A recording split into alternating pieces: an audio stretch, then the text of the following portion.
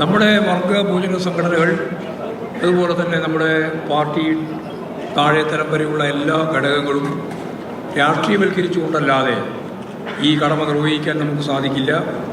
അതേപോലെ കേരളത്തിലെ വനിതാ പ്രസ്ഥാനം, അതിന് തന്നെ ഏറ്റവും പ്രധാനപ്പെട്ട ഒരു കരുത്താണ് കുടുംബശ്രീ. അതുപോലെ തൊഴിലുറപ്പ് പദ്ധതിയുടെ ഭാഗമായിട്ടുള്ള സ്ത്രീകൾ, ഇവരെല്ലാം തന്നെ ഇടതുപക്ഷ രാഷ്ട്രീയത്തോടൊപ്പം നിൽക്കുന്ന ഒരു വലിയ വിഭാഗമാണ്.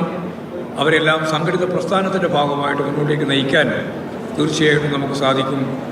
ഇതെല്ലാം ചേർന്നുകൊണ്ടുള്ള ഒരു വലിയ മുന്നേറ്റത്തിനാണ് കേരളം ശ്രമിക്കുന്നത്. ആ ശ്രമത്തിൻ്റെ ഇടയിലാണ് 24ാം സമ്മേളനം, ഇവിടെ സംസ്ഥാന സമ്മേളനം കൊല്ലത്ത് നടത്തിയിട്ടുള്ളത്. സഖാവ് യെച്ചൂരിയും കോടിയേരിയും ഇല്ലാതെ നടക്കുന്ന ആദ്യത്തെ സമ്മേളനമാണ്. അവരെല്ലാം സ്മരിക്കുക.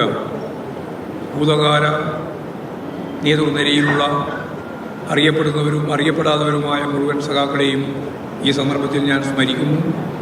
ത്രസിക്കുന്ന വർത്തമാന കാലഘട്ടത്തിൽ ഈ ദൗത്യം ഏറ്റെടുത്ത് മുന്നോട്ടേക്ക് വരുന്ന ലക്ഷക്കണക്കിന് പാർട്ടി പ്രവർത്തകരെയും അനുഭാവികളെയും ബന്ധുക്കളെയും സഖാക്കളെയും ഞാൻ ഈ സന്ദർഭത്തിൽ ഓർക്കുകയാണ്. തുടർന്ന് ഈ കേരളത്തിൻ്റെ ഭാവി നിശ്ചയിക്കത്തക്ക രീതിയിലുള്ള വലിയ ഉത്തരവാദിത്തം ഏറ്റെടുക്കാൻ പോകുന്ന ഈ കാലഘട്ടത്തിൻ്റെ പ്രത്യേകതയിൽ നമ്മളെല്ലാവരെയും ചേർത്ത് പിടിച്ച് പാർട്ടിയെ ശക്തിപ്പെടുത്തി കേരളത്തിൻ്റെ പൊതു താല്പര്യം സംരക്ഷിക്കുന്നതിന്, കേന്ദ്രത്തിൻ്റെ അവഗണനയെ ഫലപ്രദമായിട്ട് അഭിമുഖീകരിച്ച് മുന്നോട്ടേക്ക് പോകുന്നതിന് നമുക്ക് സാധിക്കും. അതിനെല്ലാ വിഭാഗം ജനങ്ങളുടെയും പരിപൂർണ പിന്തുണയുണ്ടാവണം. അതുപോലെ കേരളത്തിൻ്റെ പൊതു താല്പര്യത്തോടൊപ്പം മാധ്യമങ്ങളും സജീവമായിട്ട് ഉണ്ടാവണം എന്നാണ് അത് സംബന്ധിച്ച് ചൂണ്ടിക്കാണിക്കാനുള്ളത്. ഈ സമ്മേളനവുമായിട്ട് ബന്ധപ്പെട്ട് മാധ്യമങ്ങൾ നല്ല നിലയിലുള്ള പ്രചരണം നൽകിയിട്ടുണ്ട്, അനുകൂലമായിട്ടും പ്രതികൂലമായിട്ടും. രണ്ടും നന്നായി എന്നാണ് ഞങ്ങളുടെ കാഴ്ചപ്പാട്.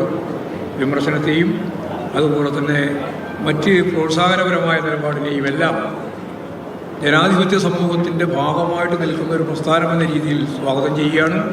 ഇനിയും നിങ്ങളുടെ പൂർണ്ണമായ പിന്തുണ ഉണ്ടാവണം എന്ന് വാർത്താ വിതരണ മേഖലയിലുള്ള പ്രധാനപ്പെട്ട പ്രവർത്തകർ എന്ന രീതിയിൽ നിങ്ങളെ ഈ സന്ദർഭത്തിൽ ഓർമ്മിപ്പിക്കുകയും കൂടി ചെയ്യുകയാണ്. സ്വാഗത സംഘം വളരെ നല്ല നിലയിലാണ് ഈ സമ്മേളനം പ്ലാൻ ചെയ്ത ആ ഘട്ടം മുതൽ ഫലപ്രദമായി പ്രവർത്തിച്ചിട്ടുണ്ട്. ഒരു തരത്തിലുള്ള പ്രയാസവും ഇല്ലാതെ പ്രതിനിധികൾക്കും സമ്മേളന നടത്തിപ്പിനും എല്ലാം കഴിയുന്ന സാഹചര്യം ഇവിടെ ഞാൻ നേരത്തെ പറഞ്ഞതുപോലെ ജനകീയമായൊരു പിന്തുണയോടുകൂടി സ്വരൂപിക്കപ്പെട്ട പണം ഉൾപ്പെടെ ഉപയോഗിച്ച് ഫലപ്രദമായിട്ട് സ്വാഗത സംഘം പ്രവർത്തനം നടത്തിയിട്ടുണ്ട്. അവരെയും ഞാൻ ഈ സന്ദർഭത്തിൽ അഭിനന്ദിക്കുകയാണ്. കേരളത്തിലും ലോകത്തെമ്പാടുമുള്ള മലയാളി കേരളത്തിൻ്റെ ഇടതുപക്ഷ പ്രസ്ഥാനത്തിൻ്റെ മുഖമായ CPIM-നെ, അതിൻ്റെ സമ്മേളനത്തെ വളരെ ഗൗരവത്തോടു കൂടിയാണ് കണ്ടുകൊണ്ടിരിക്കുന്നത്.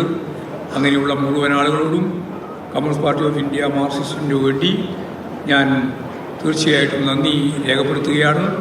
പാർട്ടി എന്നിൽ അർപ്പിച്ച പുതുതായിട്ട് വീണ്ടും തിരഞ്ഞെടുക്കപ്പെട്ട CPIM-ൻ്റെ സംസ്ഥാന സെക്രട്ടറി എന്നുള്ള പദവി, അതൊരു പദവിയായിട്ടല്ല, ഒരു ഉത്തരവാദിത്തമായിട്ടാണ് ഞാൻ കാണുന്നത്.